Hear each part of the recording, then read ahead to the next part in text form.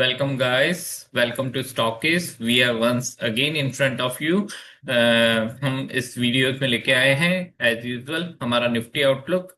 हम इसमें डिस्कस करेंगे आज मार्केट कैसा रहा, मार्केट में क्या क्या मोमेंट्स रहे, मार्केट में मूवमेंट्स किस टाइप की रही, कैसे सेंटिमेंट्स कन्वर्ट हुए, किस लेवल्स पे मार्केट को सपोर्ट्स मिले, किस लेवल पे मार्केट ने रेसिस्ट किया, क्यों किया। एंड हम डिस्कस करेंगे कि नेक्स्ट डे के लिए हमारा क्या आउटलुक है, हम क्या सोचते हैं नेक्स्ट डे के लिए, और डिफरेंट एनालिसिस में क्या रहा मार्केट में।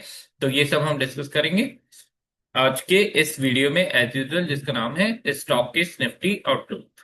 ठीक है, तो मैं अपनी स्क्रीन शेयर करता हूँ, हमारा बात स्टार्ट करते हैं कल के मार्केट व्यूज के लिए। Okay, let me share my screen please. Okay, okay, my screen visible to all. तो सबसे पहले तो आज हम डिस्कस करते हैं कि मार्केट में कैसा रहा। जैसे निफ्टी हमने देखा कि 25,082 की मार्केट ने क्लोजिंग दी है। आज हम अभी लेवल्स भी डिस्कस करेंगे, लेकिन सबसे पहले ये समझना जरूरी है कि ओवरऑल आज निफ्टी में सारे सेक्टर, ऑलमोस्ट सारे सेक्टर पॉजिटिव साइड में थे। एक निफ्टी आईटी था जो कि आज अगेन 1.11% करीब ब्रेक डाउन हुआ है। उसकी वजह से निफ्टी को थोड़ा सा प्रेशराइज किया गया है डाउन साइड की तरफ से। निफ्टी 50 जो 0.27% हमको करेक्टिव दिख रही है, उसका कोर रीजन निफ्टी आईटी है। ये जो सेक्टोरियल आउटलुक होते हैं या ये सेक्टोरियल जो एनालिसिस होता है, इसको समझना बहुत इंपॉर्टेंट होता है। इससे हमको पता लगता है कि मार्केट में डिफरेंट डिफरेंट सेक्टर्स में किस फ्रेम में चीजें जा रही है, किस फ्रेम में चीजें चल रही हैं, वो समझना बहुत जरूरी होता है। निफ्टी आईटी का जैसे हमने कल वाले वीडियो में डिस्कस किया था, टीसीएस के रिजल्ट से प्रेशर क्रिएट हुए हैं। अब नेक्स्ट जो लाइंड अप है एचसीएल वैक्सीन, ये इस वीक में बड़ी बड़ी बिग कंपनीज और लाइंड अप है अपने रिजल्ट्स के लिए। उनका भी बहुत ज्यादा मार्जिन प्रेशर है, गाइडेंस प्रेशर है। जैसे कि आज एक न्यूज आई थी, जैसे एचसीएल ने भी अपना guidance 2 to 3%, 3 to 5% approx correct किया है FY 26 के लिए, जो कि एक दिखाता है कि इस सेक्टर्स में कुछ ना कुछ ऐसा है, कुछ ना कुछ मार्जिन कट्स हैं, कुछ ना कुछ ऐसा है जो इस सेक्टर को, सेक्टर की फ्यूचर ग्रोथ के लिए प्रोस्पेक्टिव अच्छा नहीं है। ठीक है, तो उसकी वजह से हमने देखा कि निफ्टी आईटी में प्रेशर था। आईटी के प्रेशर को निफ्टी 50 में ड्रैग किया गया, जैसे कि हमने यहाँ देख सकते हैं स्क्रीन पर कि। और अगर इंडाइसिस की बात करें तो रियलिटी अच्छी थी, आज एफएमसीजी अच्छा था। Small cap and mid cap बिल्कुल ही अलग टोन में चल रहे थे। जैसे कि हमने देखा कि इनमें डाउनसाइड प्रेशर था और वो बुलिश मोमेंटम में चल रहे थे small cap and mid cap. और फार्मा में अच्छा था उछाल, फार्मा में अच्छा देखा हमने, अप्रोक्सीमेटली 0.8% प्लस में बंद हुआ है। एनएसडी मेटल सारे सेक्टर ऑलमोस्ट मतलब मार्केट में पॉजिटिव थे।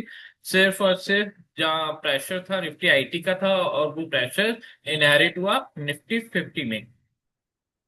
निफ्टी 200 जो कि नेक्स्ट वो होते हैं निफ्टी 50 के बाद में जो next 150 as a market cap आप लोग सब समझते ही हैं, तो उसमें भी हमने देखा कि एक काफी न्यूट्रल पे वो बंद हुआ। गिफ्ट निफ्टी राइट नाउ 25,175, 25,175 थोड़ा सा पॉजिटिव साइड बता रहा है, लेकिन इसका इम्पैक्ट कल सुबह तक मेजर करना पड़ेगा। कल सुबह तक ये कितने क्लोजिंग देता है, उसके हिसाब से इम्पैक्ट इसका मेजर करना पड़ेगा। चलो हम ज्यादा टाइम वेस्ट ना करते हुए जल्दी अपने लेवल्स पे आते हैं। तो सबसे पहले हम लोग देखते हैं निफ्टी में डेली का कैंडल कैसा बना है। जैसा कि एंटिसिपेटेड था, हमने कल भी डिस्कस किया था कि 25,000 का जो लेवल है वो बहुत इंपॉर्टेंट लेवल है।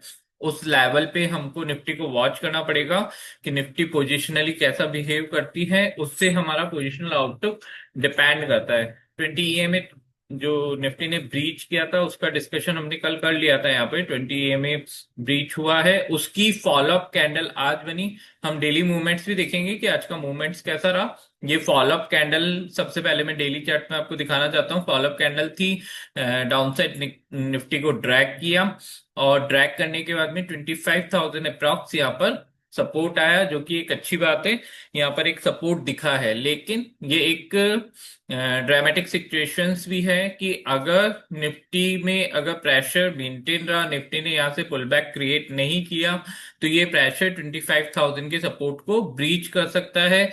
नेक्स्ट सपोर्ट अगर हम पोजिशनली देखें तो 50 डायमा हमको यहाँ दिख रही है अप्रॉक्स 24,900 के आसपास, और जो ऑस्किलेशन पॉइंट है हमारा वो है 24,800। तो दो इंपॉर्टेंट सपोर्ट डाउनसाइड में हमारे लिए फंक्शन करेंगे इफ निफ्टी 25,000 को रिस्पेक्ट नहीं करती है और यहाँ से फॉल कंटिन्यूएशन पे रहता है। 24,800 का लेवल अगर निफ्टी ब्रीच करती है तो इस बॉक्स के बॉटम लाइन, जो बॉक्स का जो हमारा बॉटम लाइन है वहां तक जो ड्रैग कर सकता है निफ्टी को, प्रेशर और ज्यादा बिल्डअप हो सकता है। 24,500 का लेवल है जिसपे 100 डैमा भी है। तो इस चीज को ध्यान में रखना जरूरी है कि डाउन साइड में क्या क्या लेवल्स हम लोग वॉच कर सकते हैं। अपसाइड में हम लोग अभी देखेंगे, पहले हम देख लेते हैं कि आज का मार्केट कैसा था और मार्केट में हमने क्या क्या देखा आज। जैसे कि हम लोग देख सकते हैं स्टार्टिंग कैंडल थी, जैसे कि आप लोगों ने कल हमारा आउटलुक देखा होगा या रीड किया होगा, तो उसमें आपने देखा होगा कि हमने इमीडिएट सपोर्ट पुट किया था 25,140 पे। 25,140 पे सुबह की जो पहली कैंडल थी उसने ड्रॉप डाउन दिया, और काफी लंबा जो फर्स्ट 15 मिनट कैंडल में काफी लंबा फॉल आया, और वो फॉल स्टॉप हुआ 25,040 पे, जो कि एक एंटिसिपेटेड लेवल था। कल की हमारी वीडियोस में आप देख सकते हैं, और हमारे लेवल्स चेक कर सकते हैं कि 25,040 को हमने डिस्कस किया था डाउनसाइड सपोर्ट के लिए। यहाँ से एक पुल बैक मिला, लेकिन जैसा कि हम लोग जानते हैं कि पुल बैक हमेशा जब चारों की ईएमए से मार्केट नीचे चलता है, तब पुल बैक में ये थ्रेट रहता है हमेशा कि pull back sell on rise ना बन जाए। तो उस पुल बैक पे ट्रस्ट नहीं किया जा सकता, हम लोग स्कैल्प कर सकते हैं उस पुल बैक को, लेकिन जब तक कोई मेजर इंडिकेशन नहीं मिलता है।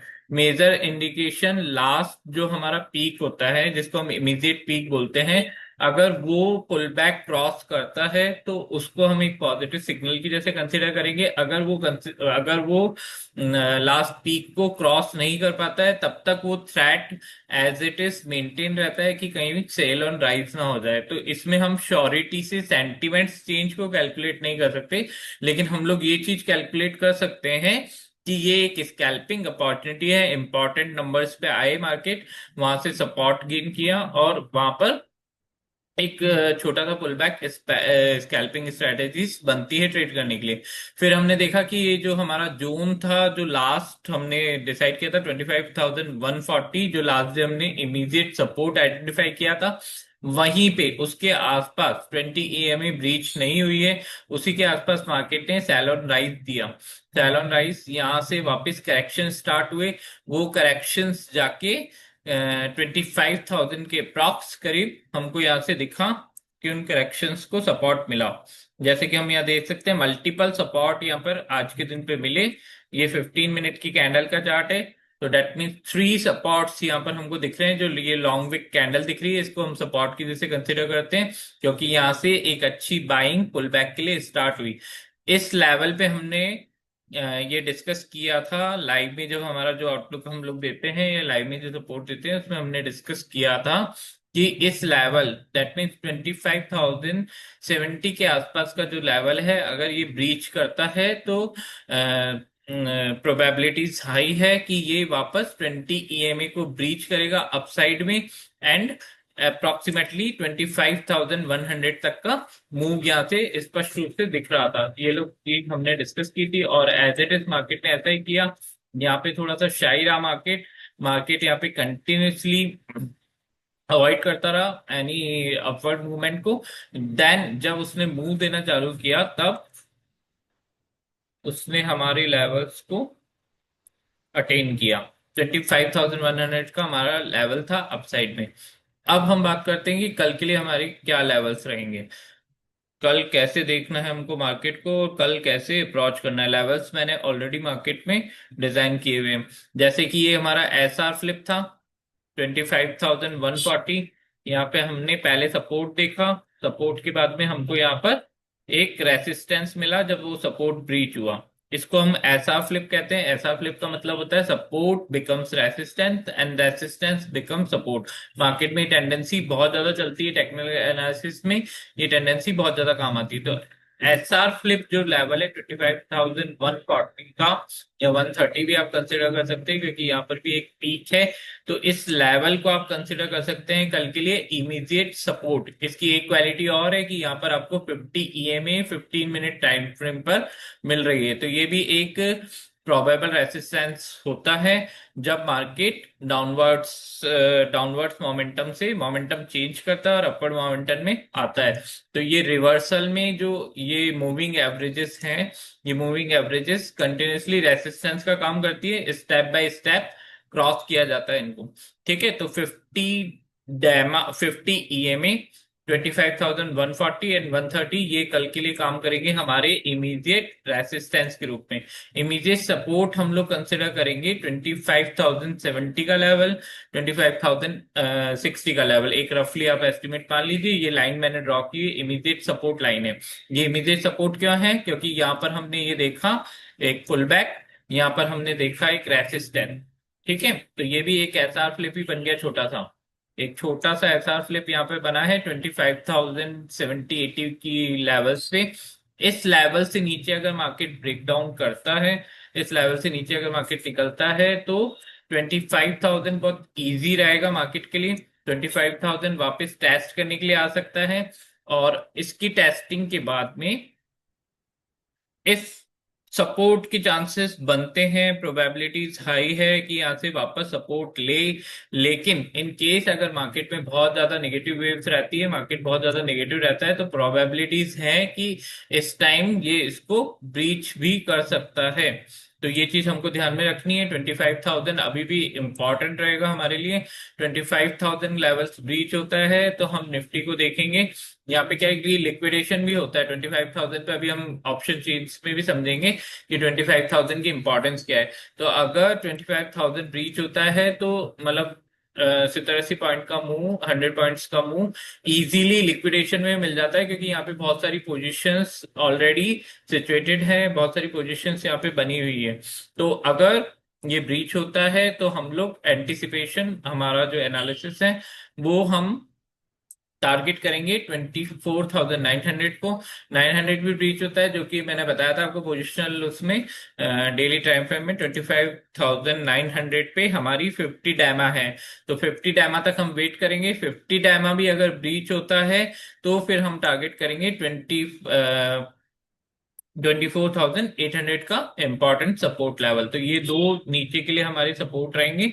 और इन केस अगर मार्केट यहाँ से रिवर्ट होता है, इन केस ये मार्केट यहाँ पे प्रोड्यूस करता है पॉजिटिवनेस, तो 140 तक का वेट करेंगे। 140 को ब्रीच करता है तो पॉजिटिव हम लोग इसमें हो सकते हैं। एक मूव हमको देखने को मिल सकता है 25,200 तक।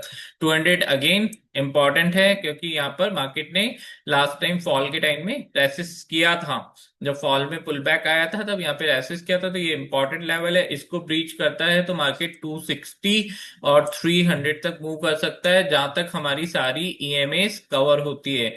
300 पे 200 ईएमए है 15 मिनट की।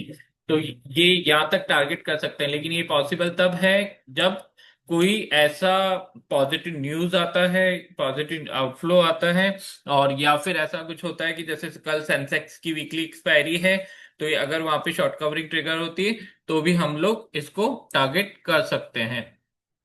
ठीक है, तो ये हो गए हमारे आज के लेवल्स निफ्टी में। ओके, अब हम लोग एक बार बैंक निफ्टी भी देख लेते हैं। निफ्टी बैंक में क्या चल रहा है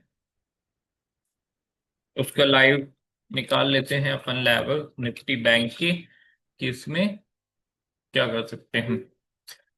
निफ्टी बैंक थोड़ा सा पॉजिटिव था आज, ऑलमोस्ट न्यूट्रल पे बंद हुआ है। लेवल्स ऑलमोस्ट प्रीडिफाइन है, प्रीडिफाइन नहीं है सॉरी।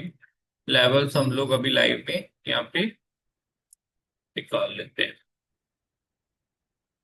इस चार्ट को मैं 15 मिनट टाइम फ्रेम पे, ये मैं लाइव इसलिए निकाल रहा हूँ ताकि थोड़ा सा आपको अंदेशा मिल जाए कि लेवल्स कैसे निकालते हैं, सपोर्ट रेसिस्टेंस कैसे देखा जाता है। ये बिल्कुल बेसिक नॉलेज है, मतलब इसमें कोई ऐसा बहुत ज्यादा कुछ